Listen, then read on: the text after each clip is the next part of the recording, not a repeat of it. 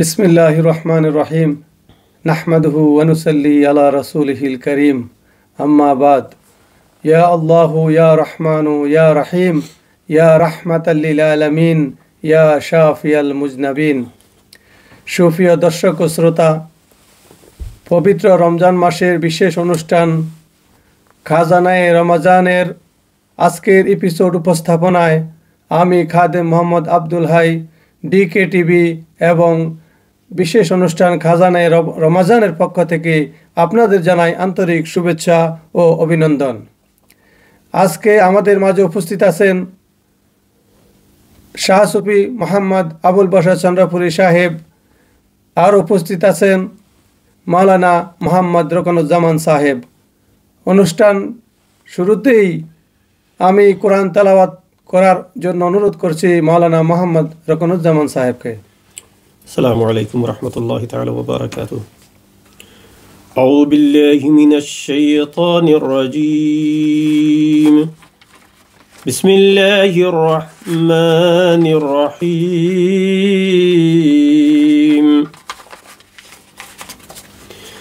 الذين ينقضون عهد الله من بعد ميثاقه ويقطعون ما أمر الله به أن يوصل ويفسدون في الأرض أولئك هم الخاسرون.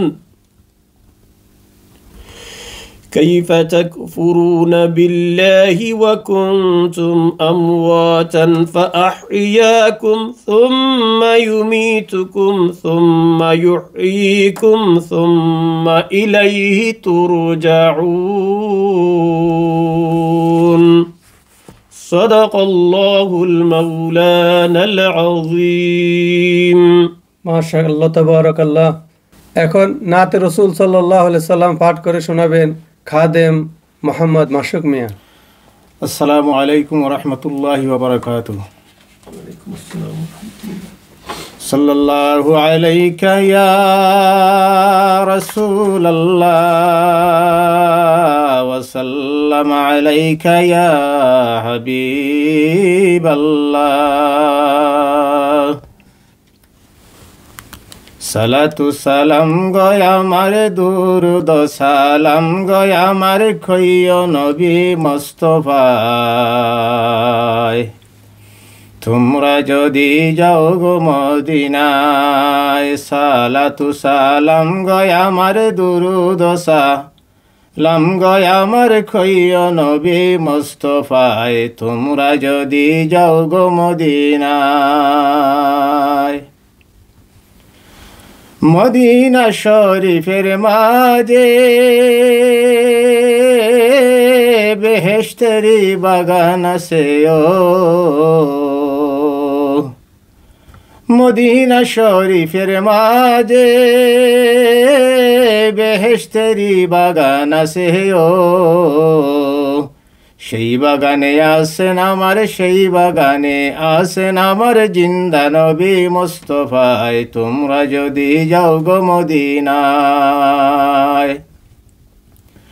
সালাতু সালাম গয় আমার দুরুদ সালাম গয় আমার খৈয় নবী মুস্তাফায়। তোমরা যদি যাও গো মদিনায়, মদিনার দুলাবালি আমি ছুকে দিব সুরমা বলিও। মদিনার দুলাবালি আমি ছুকে দিব সুরমা বলিও। যাবে চুকের পর্দা খুলি, যাবে চুকের পর্দা খুলি, দেখব নবী মুস্তাফায়। তোমরা যদি যাও গো মদিনায়, সালাতু সালাম গয় আমারে দুরুদ সালাম গয় আমারে খৈয় নবী মুস্তাফায়। তোমরা যদি যাও গো মদিনায়, হাজিদের যাত্রা পথে বসে আছি সকাল হতে ও। আমি হাজিদের যাত্রা পথে বসে আছি সকাল হতে ও। কবে জানি মিটিবে আশা, কবে জানি মিটিবে আশা, দেখব নবী মুস্তফায় তোমরা যদি যাও গো মদিনায়। সালাতু সালাম গো আমার, দুরুদ সালাম গো আমার, কইও নবী মুস্তফায় তোমরা যদি যাও গো মদিনায়, তোমরা যদি যাও গো মদিনায়। মাশাআল্লাহ, তাবারাকাল্লাহ। এখন সুপ্রিয় দর্শক ও শ্রোতা, আজকে বিশেষ অনুষ্ঠানে আমাদের যে বিষয়বস্তু নিয়ে আমরা প্রধান অতিথির কাছে অনুরোধ করব আলোচনা করার জন্য, সেই বিষয়বস্তুটি হলো সরওয়ারে কায়নাত রাসূলুল্লাহ সাল্লাল্লাহু আলাইহি ওয়াসাল্লামের প্রতি ভালোবাসা এবং মহব্বত। আজকের প্রধান অতিথিকে এই বিষয়বস্তুর উপরে আমাদেরকে আলোচনা করার জন্য অনুরোধ করছি।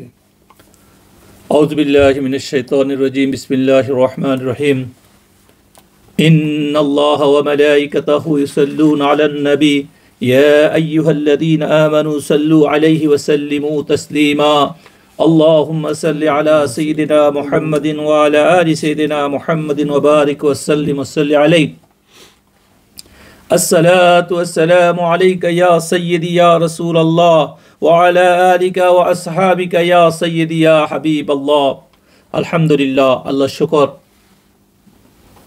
আমরা আজকে যেই বিষয় যে তৌফিক নিয়ে আমরা আলোচনা করব এটা অনেক বড় গভীর মহাসমুদ্র, মুক্তিকামী মানবতার জন্য পথের দিশারি সৈয়দুল মুরসালিন খাতিমুন নবিয়্যিন জনাব আহমদ মুস্তফা মোহাম্মদ মুস্তফা সাল্লাল্লাহু আলাইহি ওয়াসাল্লামের শান ও মান এবং মোহাব্বত, সে বিষয়ে আমরা সামান্য আলোচনা করব। আমরা এটা নিয়ে অনেক আলোচনা আপনারা শুনতেছেন। আমরা যে বিষয়টা আজকে বেশ করব যে মোহাব্বত।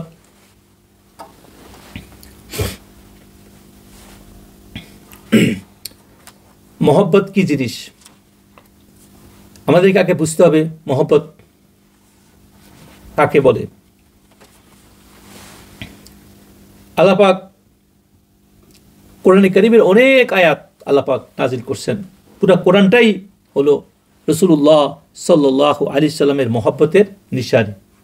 একটা অক্ষর, একটা জবর, জের, পেশও বাদ যাবে না রাসূলুল্লাহ সাল্লাল্লাহু আলাইহি সাল্লামের মোহাব্বত যেটার মধ্যে লুকায়িত নাই।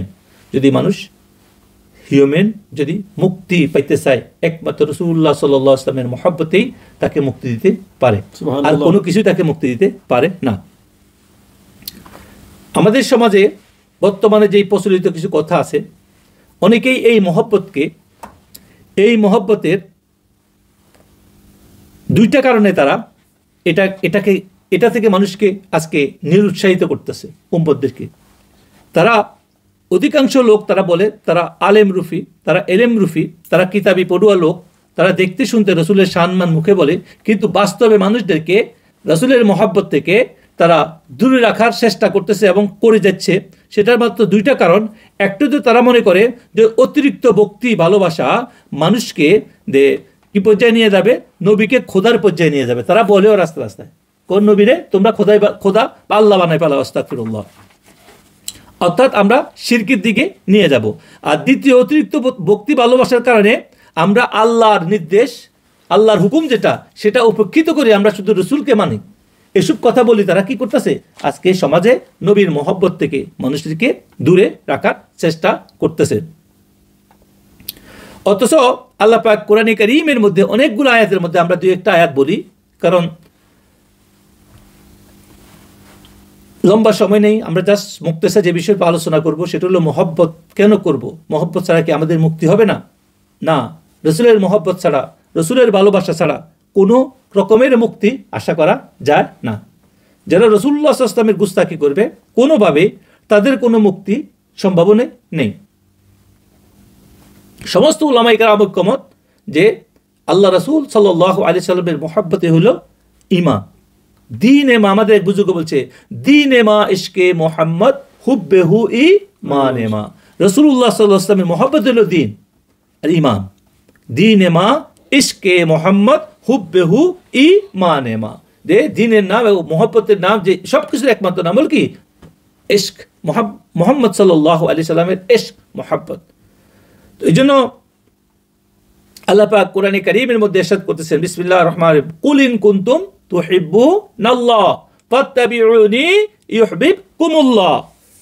হে হাবিব, আপনি বলে দিন। এখানে আল্লাহ বলতেছে তার হাবিবকে উদ্দেশ্য করে বলতেছে, অন্য কাউকে না, রাসূল সাল্লাল্লাহু আলাইহি ওয়াসাল্লামকে উদ্দেশ্য। হে হাবিব, আপনি তাদেরকে বলে দেন, জগৎবাসীকে বলে দেন, উম্মতদেরকে বলে দেন, সবাইকে বলে দেন যে আপনি যদি, তোমরা যদি আল্লাহকে ভালোবাসতে চাও, আল্লাহকে চাও, তারা আল্লাহকে ভালোবাসতে চাও, যারা আল্লাহকে ভালোবাসার দাবি করো, তারা যদি আল্লাহকে ভালোবাসতে চাও, ইন কুনতুম তুহিব্বুনাল্লাহ, সবাই তো বলে আজকে আমরা আল্লাহকে ভালোবাসি। যারা আজকে বলতেছে তোমরা নবীকে বেশি ভালোবাসতে চাও, তোমরা শিরক করে ফেলাও, নবীকে খোদা বানিয়ে ফেলাও, তারাও আজকে কথায় কথায় কি বলে? তারা বলে যে তোমরা নবীকে এমন ভাবে বলো যে তোমরা নবীকে ডাকো, আল্লাহকে ডাকো না। আস্তাগফিরুল্লাহ। অথচ আল্লাহ নিজে বলতেছেন, যদি কেউ যদি আল্লাহকে ভালোবাসতে চাও তো ফাত্তাবিউনি, আমার ইত্তেবা করো, আমার ইত্তেবা করো। ইত্তেবা কারা করতে পারে? ইউহিব্বুকুমুল্লাহ, আল্লাহ তখন তোমাদেরকে ভালোবাসবেন। শুধু ভালোবাসবেন না, ইয়াগফির লাকুম যুনুবাকুম ওয়াল্লাহু গফুরুর রহিম। কথাগুলা এই কোরআন কারীমের আয়াতের মধ্যে আল্লাহ পাক বলতেছেন যে তোমরা যদি আল্লাহর ভালোবাসা, আল্লাহকে ভালোবাসা বলতে চাও, আল্লাহকে ভালোবাসতে চাও, আল্লাহর কাছে যেতে চাও, আল্লাহর মহব্বত চাও, আল্লাহর কুরব চাও, তাহলে তোমাদের একমাত্র রাস্তা হলো কি? তোমাদের একমাত্র মুক্তির রাস্তা হলো যে আমার ইত্তেবা করা। আর ইত্তেবা, একটা মানুষ ইত্তেবা বাংলায় বলে অনুসরণ করা, ফলো, যে অনুসরণ করা। আর অনুসরণ এক লোক আরেক লোককে কখন করে? যখন সে তাকে ভালোবাসে। যদি কেউ কাউকে ভালো না বাসে, সে কখনো ওই লোকের ইত্তেবা করতে পারে না। তো এই জন্য রাসূলুল্লাহ সাল্লাল্লাহু আলাইহি সাল্লামের ভালোবাসার জন্য আগে আমাদেরকে বুঝতে হবে রাসূলুল্লাহ সাল্লাল্লাহু আলাইহি সাল্লামের অবস্থান, সম্মান, মর্যাদা কি জিনিস। রাসূলুল্লাহ সাল্লাল্লাহু আলাইহি সাল্লাম জমিনের আল্লাহর সৃষ্টি, সর্বশ্রেষ্ঠ সৃষ্টি, এবং সমস্ত কিছুর ঊর্ধ্বে আল্লাহর পরে যা কিছু আছে সব কিছুকে রাসূলুল্লাহ সাল্লাল্লাহু আলাইহি ওয়াসাল্লাম, আল্লাহর হাবিব, সবার ঊর্ধ্বে, আল্লাহর পরে যা কিছু আছে। এখানে মানুষ বুঝতে ভুল করে। আল্লাহ পাকে সৃষ্টির যা কিছু তৈরি করছে সব কিছু চাবিকাঠি কার কাছে দিয়ে দিছে? রাসূলুল্লাহ সাল্লাল্লাহু আলাইহি ওয়াসাল্লামের হাতে দিয়া বলছেন, আপনাকে আমি কাসেম হিসাবে, মানে তাকসিমকারী হিসাবে আপনাকে আমি নিয়োগ করলাম। মালিক কোন? আল্লাহ। এখন এই আল্লাহর ভালোবাসা পাওয়ার জন্য আমাদেরকে খুবই জরুরি রাসূলুল্লাহ সাল্লাল্লাহু আলাইহি ওয়াসাল্লামের অনুসরণ করা, ইত্তেবা করা। তো আমরা যেটার জন্য আজকে পড়তেছি, তো ইত্তেবা কারা করতে পারে? অনেক মানুষ বলে এখানে তো মহব্বত লেখা নাই। যদি জ্ঞান খরচ করা হয়, সুফিয়ায়ে কেরাম বলতেছে যে ইত্তেবা তুমি তোমার মা বাপকে তখন অনুসরণ করবা যখন তুমি মা বাপকে ভালোবাসো। যে অবাধ্য সন্তান মা বাপকে অনুসরণ করে, একজন শিক্ষককে কখনো অনুসরণ করে, একজন বসকে কখনো অনুসরণ করে, একটা রাষ্ট্রের আইন তখন একটা লোকে মানে যখন সে রাষ্ট্রকে ভালোবাসে। আর যে লোক রাষ্ট্রকে ভালোবাসে না, যে রাষ্ট্রদ্রোহী, সে কখনো রাষ্ট্রকে ভালোর জন্য রাষ্ট্রের ল, আইন ভঙ্গ করার চেষ্টা করে। সে যখন একটা জিনিসকে ভালোবাসে তখন সেটাকে অনুসরণ করে। তো একজন লোক যখন আল্লাহর হাবিবকে ভালোবাসবে, রাসূল সাল্লাল্লাহু আলাইহি ওয়াসাল্লামকে ভালোবাসবে, তখন রাসূল যেভাবে ভালোবাসতে বলছেন সেভাবে সে চলবে। তো তখন তার পক্ষে অনুসরণ করা সম্ভব। যদি ভালোই না বাসে, রাসূল যে সমস্ত কথা হুকুম দিয়ে গেছেন, যে সমস্ত কথা করতে বলছেন, যা নিষেধ করতে বলছেন, আজকে সে সেটাকে ইউজ করতেছে, রাসূলের উম্মত দাবি করতেছে সত্য, কিন্তু সে তার ব্যক্তিগত সাথে ইউজ করতেছে, রাসূলের কথা মতো চলতেছে, তার মানে সে তাকে ভালোবাসে না।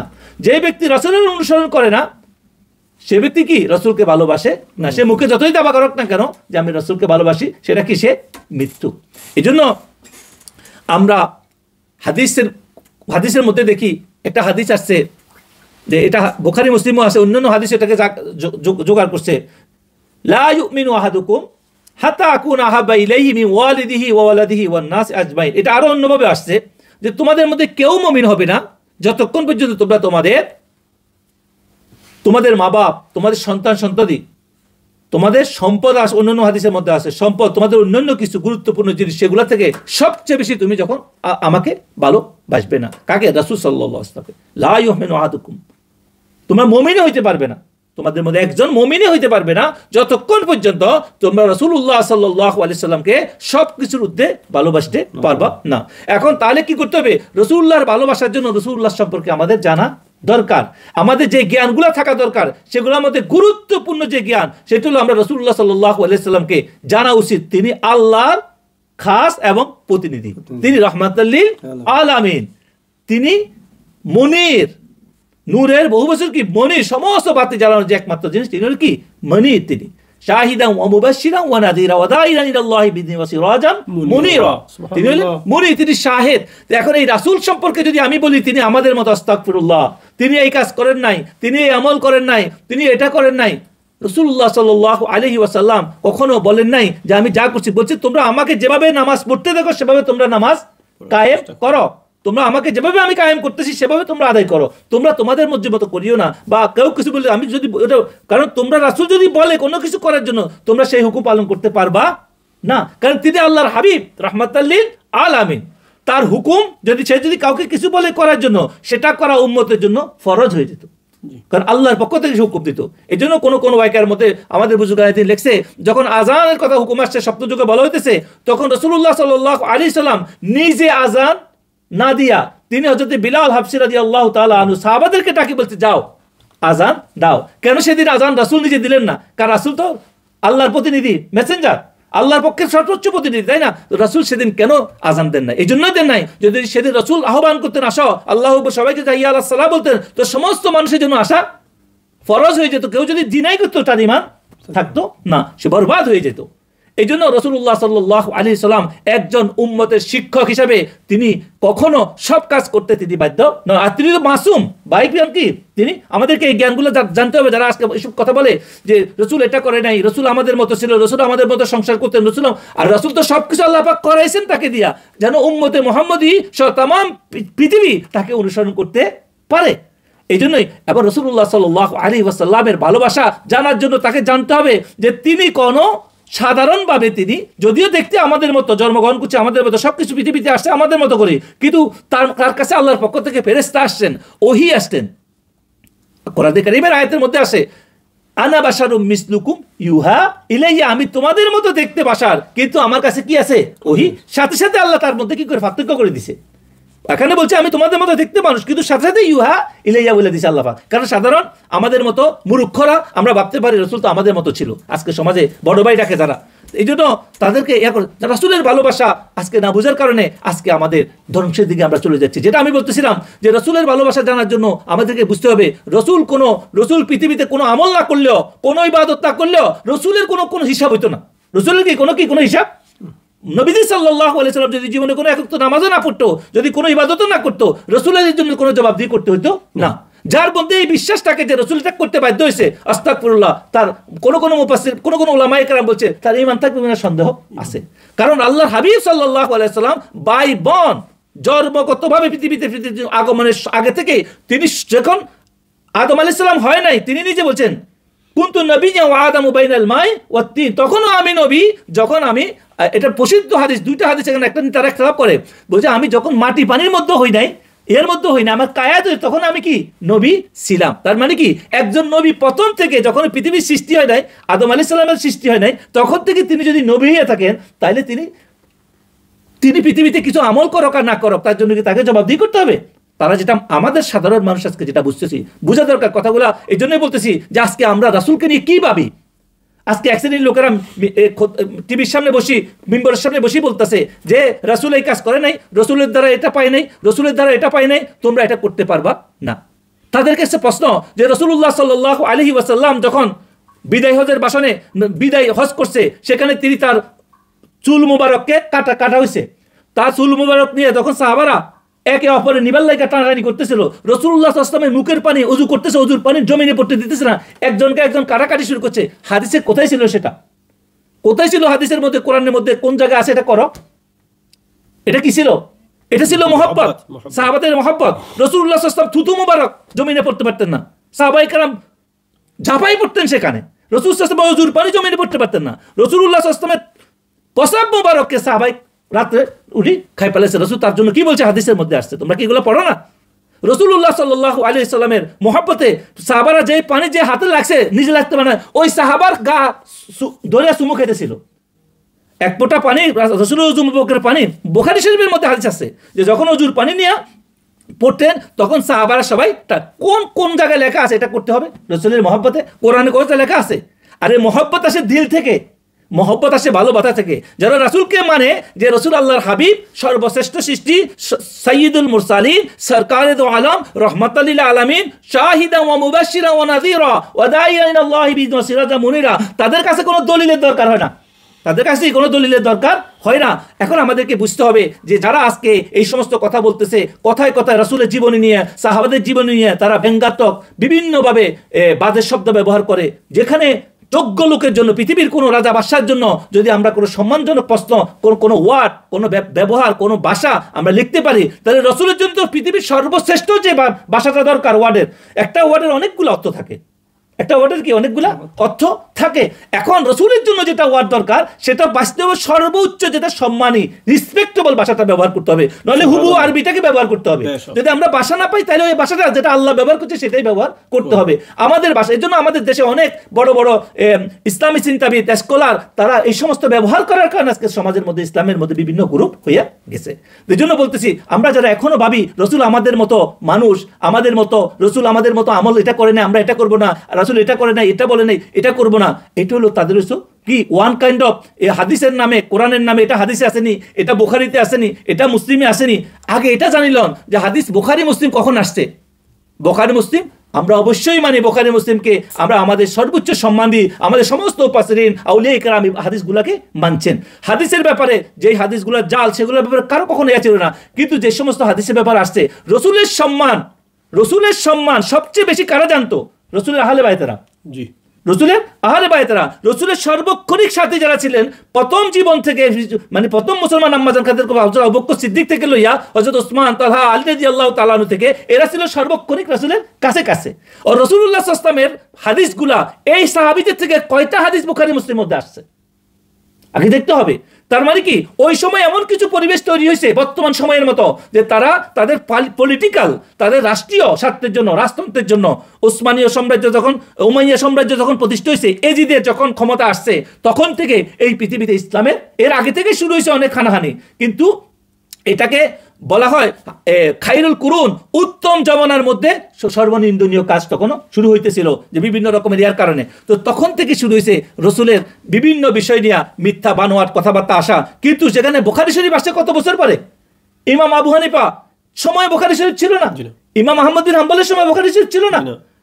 আজকে যারা আমাদের ইমাম সাহেবকে নিয়ে কথা বলে, কই এটা পায় নাই, ইমাম আবু হানিফা সাহাবীকে পেয়েছে, আর তাবিদের মধ্যে সর্বোচ্চ তাবিদ যারা, তাদের থেকে তিনি এডুকেশন গ্রহণ করছেন। আজকে তাদেরকে নিয়ে তারা কথা বলে। তো এই সমস্ত লোক তখন থেকেই পেত্তা সৃষ্টি করছে, রাসূলের জামানায় পেত্তা সৃষ্টি করছে। রাসূলের কিছুদিন পরে যে তারা বলতেছে শুধু একমাত্র কোরআন মানি, আর কোনো কিছু মানি না। এই জন্য রাসূলের হাদিস আছে, যারা আলীকে ভালোবাসে আর যারা আলীকে ভালোবাসে না, তো পার্থক্য করে নিবা যে যারা আলীকে ভালোবাসে তারা হলো মুমিন, আর যারা আলীকে ভালোবাসে না তারা কি? মুনাফিক। তারা কি? মুনাফিক। তখন থেকে শুরু হয়েছে এখানে অনেক ফিতনা। এই জন্য আমরা যেটা আলোচনা করতেছিলাম, তো তখন থেকে আসছে যে বুখারী মুসলিম না হলে এই হাদিস মানা যাবে না। এখন বলে দিচ্ছে ইমাম সাহেবের হাদিসও মানা যাবে না, ইমাম সাহেবের ফতোয়া যেগুলো দিচ্ছে সেগুলো কি মানা যাবে না।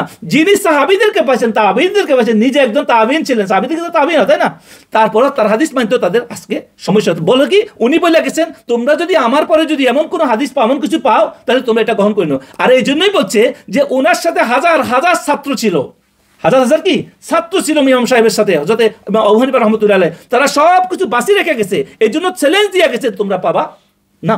এখন তোমরা যেগুলো বাই করতেছ সেগুলা তোমাদের মহব্বত না থাকার কারণে, রসুলের মহব্বত না থাকার, আর তোমরা হাদিস সব পেলে ঠিক আছে, শুধু রসুলের মহব্বতের বেলা আসলে তোমাদের সমস্যা দাঁড়িয়ে যায়। আহলে বাইতের মহব্বতের বেলা আসে তোমাদের সমস্যা দেখা দেয়, আর সব বেলায় তোমাদের হাদিস সবকিছু ঠিক আছে। এই জন্য আমরা আজকে যে বিষয় নিয়ে আলোচনা করতেছি, যদিও বিষয়টা একটু জিনিস, কিন্তু আজকে মুসলমানদের দুরবস্থার জন্য, মুসলমানদের এত গ্রুপিনের জন্য, মুসলমানদের এত সমস্যার জন্য একমাত্র দায়ী হলো রাসূলুল্লাহ সাল্লাল্লাহু আলাইহি সাল্লামের মহব্বত থেকে মানুষ দূরে সরে গেছে। আমরা মৌখিকভাবে দাওয়া করতেছি, কিন্তু রসুলের মহব্বত, আজকে রসুলের মহব্বতকে ব্যবহার করতেছে ক্ষমতার জন্য।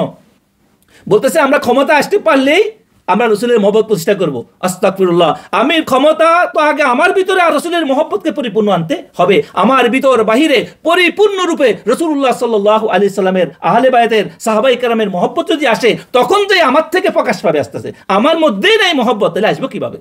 এই জন্য রাসূলুল্লাহ সাল্লাল্লাহু আলাইহি সাল্লামের সম্পর্কে আগে আমাদের এতটুকু জ্ঞান থাকা দরকার, ঈমান থাকা দরকার, যে আল্লাহর হাবিব সাল্লাল্লাহু আলাইহি ওয়াসাল্লাম যত আমল করছে, যত কিছু করছে, এগুলো একমাত্র উম্মতের শিক্ষক হিসেবে শিক্ষা দেওয়ার জন্য করছে। রাসূলের নিজের জন্য একটা আমলও করে নাই। বুঝে আসছে কথা?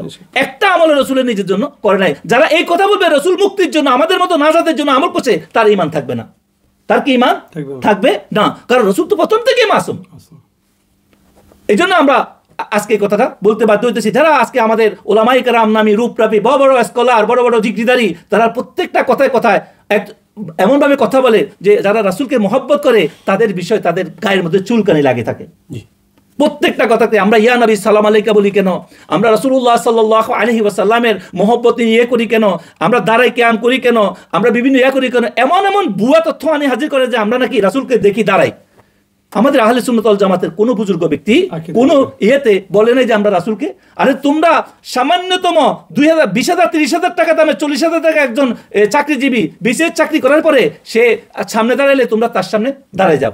একজন জজ সাহেব কয় টাকার দামে জজ সাহেব হয়, সে বেতন তো কয় টাকা পায়, অবশ্যই সম্মানী ব্যক্তি, আমি তাকে আনরিসপেক্ট করতেছি না, কিন্তু সে সামনে সমস্ত উকিলেরা দাঁড়ায় যায়, সমস্ত আসামি দাঁড়ায় যায়, একজন সামান্য ইউনিয়ন পরিষদ চেয়ারম্যান, একজন লোকালে সবাই দাঁড়ায় যায়।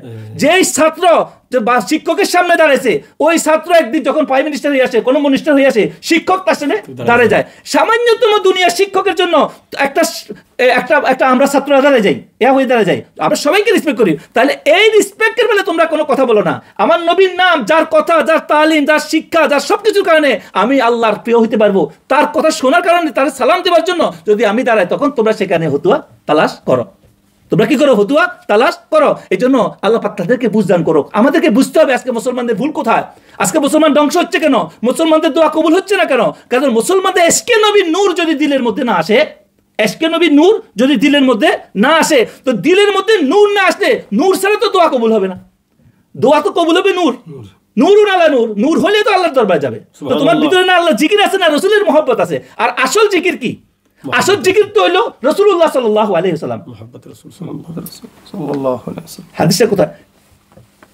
হাদিসের মধ্যে আসছে, হাদিসে কুরসি, এটা কোন কোন riwayat-এর মধ্যে বুজুর্গরা বলছে, ইয়া হাবিবি জাআলতুকা যিকরা মিন যিকরি ফামান যাকারাকা, জাআলতুকা যিকরা মিন যিকরি। এটার অর্থ কি? এটা কোন কোন মুফাসসির লিখছে যে হাবিব, আপনাকে আমি আমার জিকির হিসেবে বানাইছি। সুবহানাল্লাহ। জাআলতুকা যিকরা মিন যিকরি, যে আপনাকে আমি আমার জিকির হিসেবে তৈরি করছি, পৃথিবীতে প্রেরণ করছি। এরপরে কি? ফামান যাকারাকা ফাকাদ যাকারানি, ফামান যাকারাকা, যেই ব্যক্তি আপনার জিকির করলো, ফাকাদ যাকারানি, আমার জিকির করলো। সুবহানাল্লাহ। এটা কোন তার মানে এখানে বুঝেছে কি আল্লাহ হলো মজকুর। আল্লাহ কি? মজকুর, মানে আল্লাহ জিকির করা হচ্ছে। রাসূলকে এই হাদিসের মধ্যে ফামান যাকারাকা ফাকাদ যাকারানি, যে আপনার জিকির করলো সে আমার জিকির করলো। তার মানে কি? জিকিরকে জিকির হলো রাসূলুল্লাহ সাল্লাল্লাহু, জাকিরকে জাকির হলো আমরা উম্মত, জাকিরকে আমরা, আর মজকুরকে আল্লাহ। কাজ জিকির করা হচ্ছে আল্লাহ। তার মানে কি? রাসূলুল্লাহ সাল্লাল্লাহু আলাইহি ওয়াসাল্লাম নামটাই হলো জিকির, রসুলের কর্মটাই হলো জিকির, রসুলের জীবন ব্যবস্থাই হলো জিকির, রসুলের সবকিছু হলো কি? জিকির। আর আমরা যারা উম্মত তারা সবাই কি? জাকির। তারা সবাই কি? জাকির। তো রসুলের জিকির, রসুলের স্মরণ, রসুলের রিমেম্বার, রসুলের সবকিছু কি আমরা যারা করি আমরা কি? জাকির। আর এগুলো সবকিছু কে পাচ্ছে? আল্লাহ। তাহলে এখানে কোনো শরীক আছে? হাদিসের মধ্যে আসছে ফামান যাকারাকা ফাকাদ যাকারানি, যে আপনার নাম লইলো, আপনার স্মরণ করলো, আপনার জন্য কোনো কিছু করলো, দুরূদ প্রেরণ করলো, আপনার উদ্দেশ্যে চললো, আপনার মতো করে চললো, আপনার ইত্তেবা করলো, সব আমার কাজ করলো, আমার জিকির করলো না। তাহলে এখানে তার শিরকের কিছু আছে? খোদা এবং রাসূল আলাদা হয়ে গেল না? তাহলে যারা বুঝে না, তো তাদের জন্য এখানে প্রশ্ন আসলো যে তোমরা রসুলকে কিভাবে দেখো? মুহাম্মদ রাসূলুল্লাহ সাল্লাল্লাহু আলাইহি ওয়াসাল্লামকে তোমরা কোন সূরতে দেখো? তোমরা যতই নামাজ আদায় করো, যতই জিকির করো, যতই কিছু করো না কেন, যদি রসুলকে এটা ভাবি বসো যে রাসূলুল্লাহ সাল্লাল্লাহু আলাইহি ওয়াসাল্লাম এটা করে নাই, রাসূলুল্লাহ সাল্লাল্লাহু আলাইহি ওয়াসাল্লাম এটা করে নাই, রাসূল সাল্লাল্লাহু আলাইহি ওয়াসাল্লাম এটা না করার কারণে জবাবদিহি করবে এক নামদারি আলেম, সে তার আমরা এর মধ্যে দেখছি সে আলে হাদিসের, সে কোনো কিছু বলে আহলে হাদিস, আমরাও আহলে হাদিস, সে নিজেকে আহলে হাদিস দাবি করে। সে বলতেছে যে ভাই, যে ওই দিন রাসূলুল্লাহ সাল্লাল্লাহু আলাইহি ওয়াসাল্লামও মিজানের পাল্লার দিকে তাকাইবে আর বলবে আমার মিজান, আমার পাল্লা ভারী, নেকের পাল্লা ভারী না ফাফের পাল্লা ভারী, আস্তাগফিরুল্লাহ। যদি ইসলামী রাষ্ট্র ব্যবস্থা হইতো, এই লোকের গর্দা উঠানোর উচিত ছিল। আজকে তাদের lakh lakh follower young generation বরবাদ করতেছে, আমি নামও নিতে চাচ্ছি না। সে বলতেছে রাসূলুল্লাহ সাল্লাল্লাহু আলাইহি ওয়াসাল্লাম মিজানের পাল্লার দিকে ফাল করে তাকে থাকবে, আমাদের স্পষ্ট তার কথাগুলোই আছে, ফাল করে তাকে থাকবে। রাসূলের মিজানের পাল্লার ওজন আমার নেকির পাল্লা ভারী না বদির পাল্লা ভারী, আস্তাগফিরুল্লাহ। এত বড় কথা বলতে পারে যেই রাসূল আসছে রাহমাতাল লিল আলামিন হিসাবে দুনিয়ার জমিনে, যে রাসূল আসছে রাহমাতাল লিল আলামিন হিসাবে দুনিয়ার জমিনে, আর সেই রাসূলের পাল্লাকে সে বলতেছে যে একমাত্র শাফাতের মালিক হবে, পরবর্তী তার উত্তরসূরি আহলে বাইতেরা হবে, শহীদেরা হবে, তার ফ্যামিলি মেম্বারের পরবর্তী ইমামেরা হবে, হাদিসের মধ্যে আসছে। আর এই বলে কি রসুল নিজে বলতেছে আমার গুনাহগার উম্মতের জন্য আমার শাফাত কাল হাশর ময়দানে। আল্লাহু আকবার। আর সে রসুলের গুনাহগার দেখাতে আস্তাগফিরুল্লাহ। তাহলে এদেরকে যারা আজকে ইয়াং জেনারেশন ফলো করতেছে, আজকে ওলামায়ে কেরাম যারা এদেরকে ফলো করতেছ, তোমাদের ভাবা উচিত যে রাসূলের ব্যাপারে যদি এটা ভাবা হয় রাসূলের আমলগুলা তার মুক্তির জন্য, তার ঈমান চলে যাবে। অবশ্যই আমি ফতোয়া দিলাম আমাদের বুজুর্গদের থেকে, তার ঈমান থাকবে না যে বলবে রাসূলের আমল রাসূলের মুক্তির জন্য।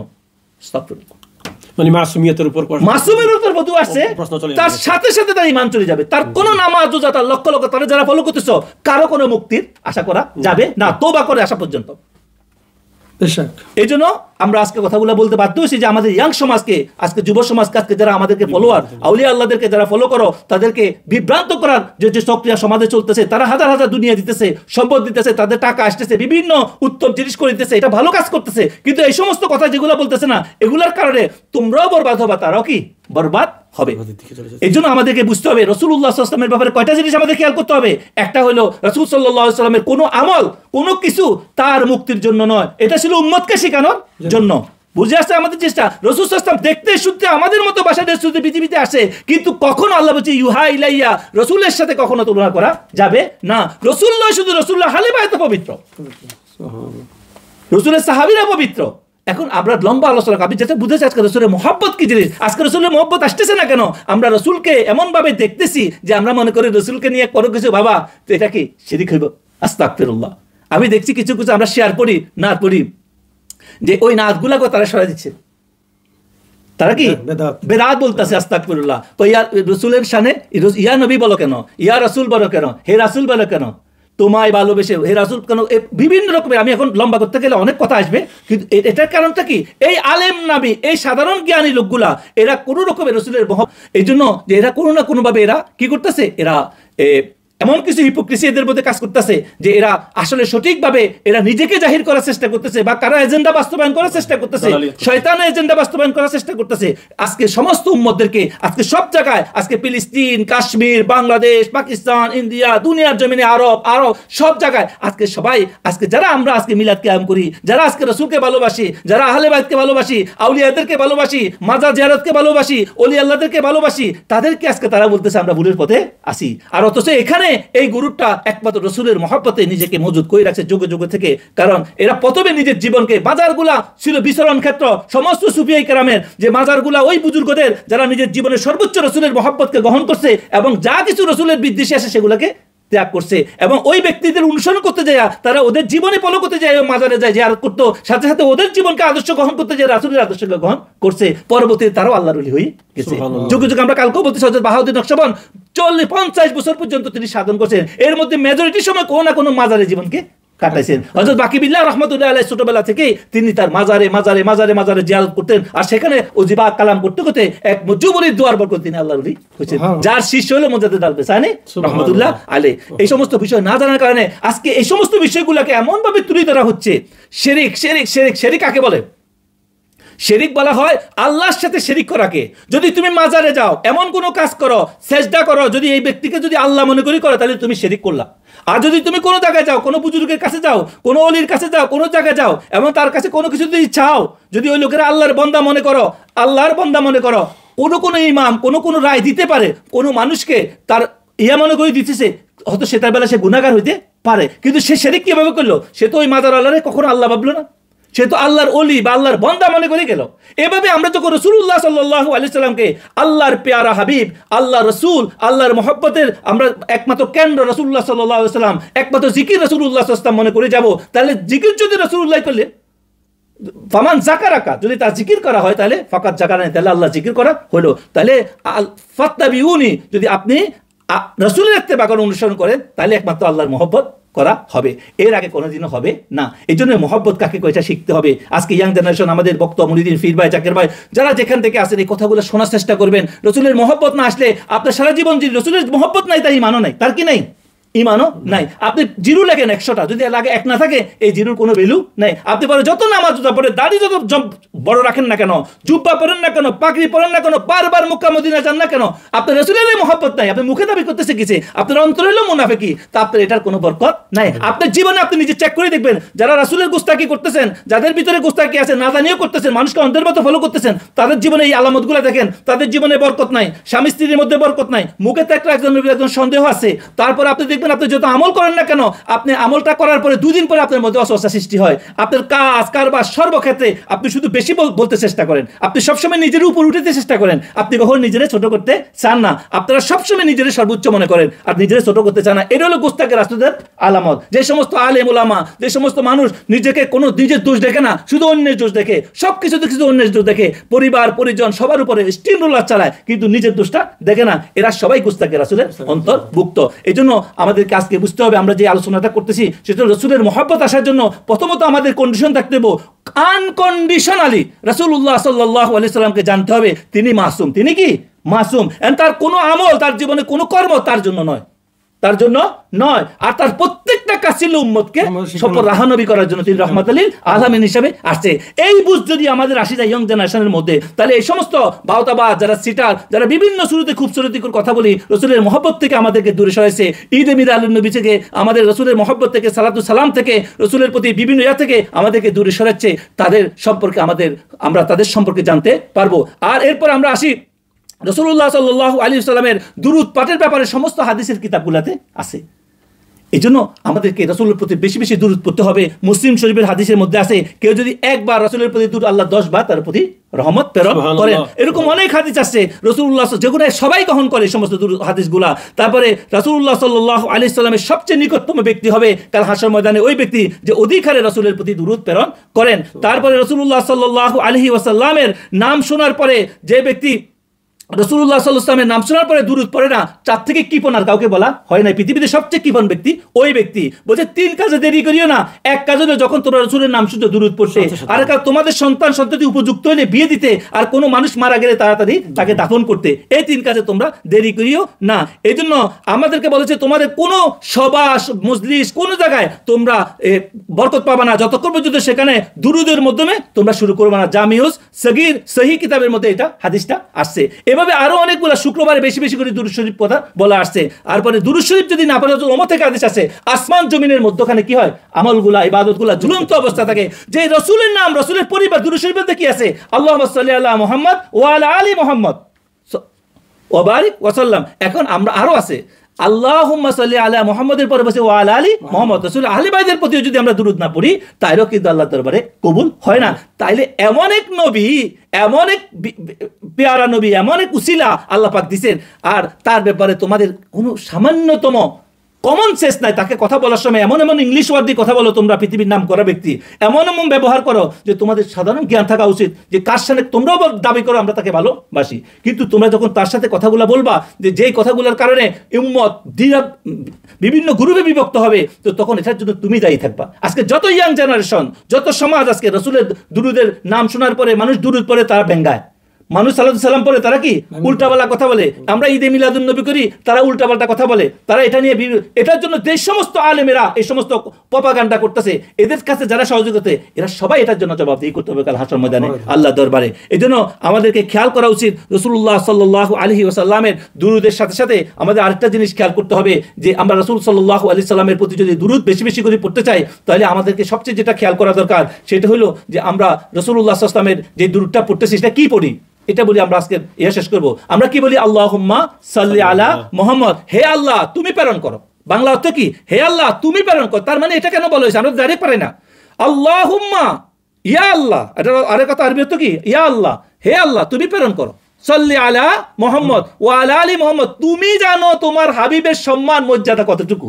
আল্লাহ আমি জানি না, তুমি সর্বশ্রেষ্ঠ, তোমার হাবিবকে বানাইছো, এবং তার সম্মান দেওয়ার যোগ্যতা আমাদের নাই। আরে পৃথিবীর জমিনে কোনো রাজা বাদশার দরবারে গেলে, প্রাইম মিনিস্টার দরবারে গেলে, এমপির দরবারে গেলে ওরকম পোশাক, স্যুট, টাই, ড্রেস, পারফিউম লাগিয়ে যেতে হয়, সুন্দর করে যেতে হয়, পাঠাইতে হয়। কোনো উপটুকুন নিয়ে গেলে সুন্দর প্যাকেজের মধ্যে একদম সুন্দর করে তারে সুন্দর করে ফুলের টোপটা দিতে গেলে কত ডিজাইন করে দিতে হয়। জি। সাধারণ ফুল লইয়া গেলে সেটা গ্রহণ করে না। এটা দুনিয়ার জমিনে একটা সিস্টেম। আর রাসূলের দরবারে যখন কোনো দুরূদ প্রেরণ করা হয়, তখন আল্লাহর কাছে যখন আমরা পাঠাই, আল্লাহ পাক তার হাবিবের শান অনুযায়ী, সম্মান অনুযায়ী সেভাবে দুরূদকে গোছাইয়া তার হাবিবের কাছে প্রেরণ করেন এবং তার আহলে বায়তকে দেন। আমরা কি বলি, আল্লাহুম্মা সাল্লি আলা মুহাম্মদ সাল্লাল্লাহু আলাইহি ওয়াসাল্লাম, আল্লাহ তুমি পাঠাও, তোমার প্রেরণ করো তোমার হাবিবের সামনে দুরূদ আমার পক্ষ থেকে, ওয়া আলা আলি মুহাম্মদ, এবং রাসূল সাল্লাল্লাহু আলাইহি ওয়াসাল্লাম আহলের প্রতি। আমরা যারা আজকে রাসূলের আহলে বায়তকে বুঝি না, রাসূলকে বুঝি না, তারা আমরা কোথায় থেকে আমরা ইসলাম শিখছি আমরা জানি না। এজন্য আল্লাহ পাক আমাদেরকে বুঝদান করো। রাসূলের মহব্বত যতক্ষণ আসবে না, আহলে বায়তের মহব্বত যতক্ষণ আসবে না, আসহাবে কেরাম খোলাফায়ে রাশিদিনের মহব্বত আসবে না, এরা যত কিছুই বলুক না কেন, এরা যতই মুখে দাবি করুক না আমরা রাসূলকে ভালোবাসি, এরা হলো এরা মানুষকে বিভ্রান্ত করতেছে। এইজন্য রাসূলের ভালোবাসার ক্ষেত্রে আমরা রাসূলকে যদি আল্লাহর হাবিব মনে করি, আল্লাহ রাসূল আল্লাহর পরে কে? রাসূল। এমনি উলামায়ে কেরামের মতো লোক, একজন সাধারণ মানুষের লেভেল তার কাছে, ওই লোকের কাছে কিছুই না যে তার থেকে আলেম বেশি। একজন আলেমের কাছে একজন সাধারণ লেভেলের মানুষের কি কোনো জ্ঞান, কোনো গুরুত্ব নাই। আর একজন আলেম, একজন আবেদ, যারা আল্লাহর ওলি, যারা পেয়ারা আল্লাহর ওলি, যারা মুফাসসিরিন বড় বড় বিখ্যাত, এদের কাছে এর এলেমের কোনো দাম নাই। এবং ওর থেকে যারা বড় হয়, যারা বড় বড় আউলিয়া কেরাম, গাউসে পাক, আব্দুল কাদের জিলানী রাদিয়াল্লাহু তাআলা, এই সমস্ত ওলিদের কাছে ছোটখাটো ওলি, ছোটখাটো মুফাসসিরের কোনো ভ্যালু নাই। আবার ছোটখাটো মুফতি যারা, এদের ইমামে আজম আবু হানিফা রহমাতুল্লাহ আলাইহি, ইমাম শাফি, ইমাম হাম্বল, এদের কাছে এদের কোনো এলেমের কোনো দাম নাই। লেভেল আছে সবকিছু এলেমের মধ্যে। এর মধ্যে তাবেঈনের কাছে, তাবেঈনের কাছে এই সমস্ত লোকদের কোনো দাম নাই। আবার তাবেঈনের কাছে তাবেঈনদের কোনো দাম নাই। আবার সাহাবাদের কাছে যাইয়া এরকম তাবেঈনেরও কোনো লেভেল আছে, আছে। এরপরে বলা হয়েছে যে সাহাবীদের মধ্যে যারা সর্বোচ্চ সাহাবী, যারা জলিল কদর সাহাবী, যারা তাদের কদর এদের কাছে কিছু না। আহলে সুন্নাত ওয়াল জামাতের মধ্যে হযরত আবু বকর সিদ্দিক সর্বোচ্চ, জমিনের নিচে সর্বোচ্চ, নবীদের পরে যে সর্বোচ্চ ইনসান সে হলো হযরত আবু বকর সিদ্দিক রাদিয়াল্লাহু তাআলা আনহু। এর কাছে তাই অন্যান্য। আবার নবীদের বেলায় অনেক ক্লাস আছে। যারা সাধারণ নবী এবং যারা নবী রাসূল তারা এক না। আবার যারা নবী এবং রাসূল তাদের বেলায় যারা উলুল আযম নবী তারা এক না। আবার উলুল আযম নবীদের মধ্যে সর্বোচ্চ নবী হলো আমাদের রাসূল সাল্লাল্লাহু আলাইহি ওয়াসাল্লাম। এবং আমাদের নবীর ইলম আল্লাহর কাছে যায় সেখানে কি সীমাবদ্ধ হয়ে গেছে, তিনি আল্লাহর কাছে যায় কোনো কিছুই নয়। তার মানে কি আল্লাহর পরে নবী, নবীর পরে সবকিছু। নবী সবার ঊর্ধ্বে, আল্লাহর পরে নবী কি সবার ঊর্ধ্বে, আল্লাহর পরে। এই নবীকে নিয়ে তোমরা যদি কথা বলো, মহব্বত করতে যাইয়া যদি কিছু করো, তাহলে সেটা তোমাদের ইলমের কোনো জায়গায় কমে আসে। এজন্য আজকে আমরা দুইটা জিনিস বলে দিছি। একটা হলো রাসূলুল্লাহ সাল্লাল্লাহু আলাইহি ওয়াসাল্লাম জীবনে কোনো আমল করেন না তার মুক্তির জন্য। যে নিজেকে দাবি করে উম্মতের কান্ডারি হাদি হিসাবে দাবি করে ইউটিউবে ছাড়তেছে যে সেদিন হাসরের ময়দানে নবীও দাঁড়ায় থাকবে, আমার মিজানের পাল্লার দিকে তাকে ফাল করে তাকে থাকবে, আস্তাগফিরুল্লাহ কয় কেমনে, ফাল করে তাকে থাকবে, আর আমার নেকের পাল্লা বাড়ি না মদের পাল্লা বাড়ি, এই কথা বলবে। এই লোকের মতো ডেঞ্জারাস লোক ইসলামের জন্য আর কেউ হইতে পারে না।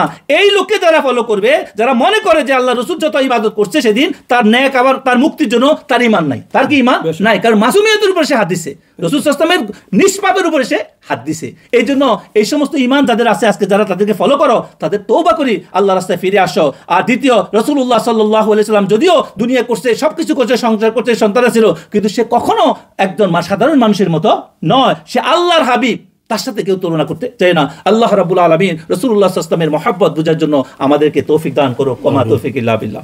বারাকাল্লাহ ফিক শেখ। গুস্তাখে রাসূলদেরকে আল্লাহ হেদায়েত করুক। একটা প্রশ্ন ছোট্ট, সেটা হলো মহব্বতের ব্যাপারে। এতক্ষণ মহব্বতের আলোচনা হয়েছে।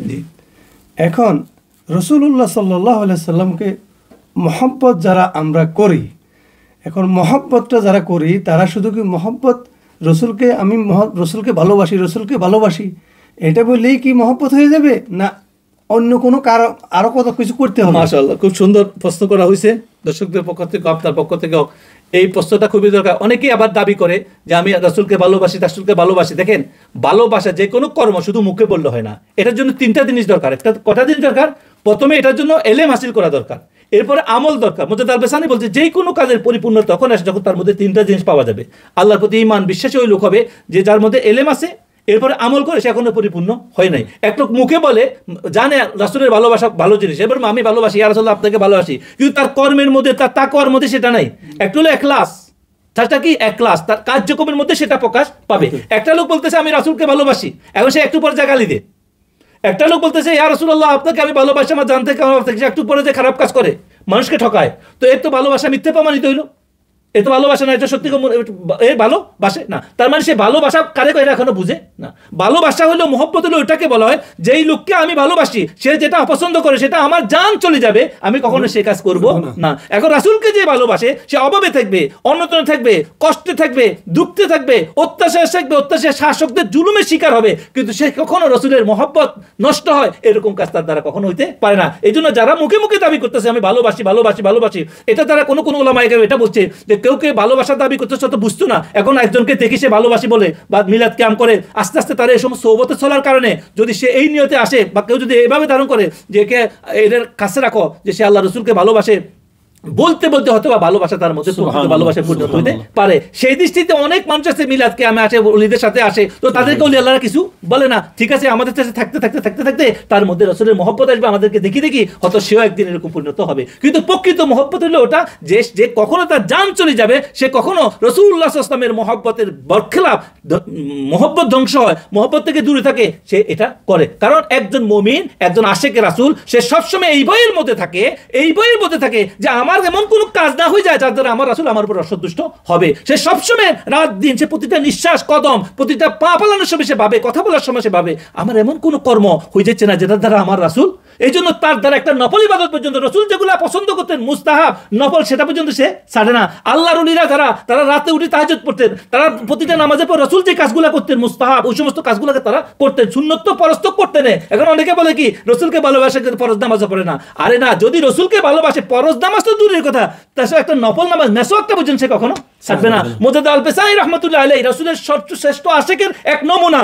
একদিন তিনি টয়লেটে যাইতেছিলেন, ভুলে উনি যাইতেছিলেন, ওনার বাম পা জায়গায় ডাইন পা চলে গেছে, উনি সাথে সাথে সেখানে বসি টয়লেট যাওয়ার সুন্নত কি, টয়লেট যাওয়ার সুন্নত হলো প্রথম কোন পা যাবে, বাম পা যাবে, সেখানে ওনার ভুলে বাম পা উঠতেছিল, এই জন্য সেখানে বসে কান্দা শুরু করছে।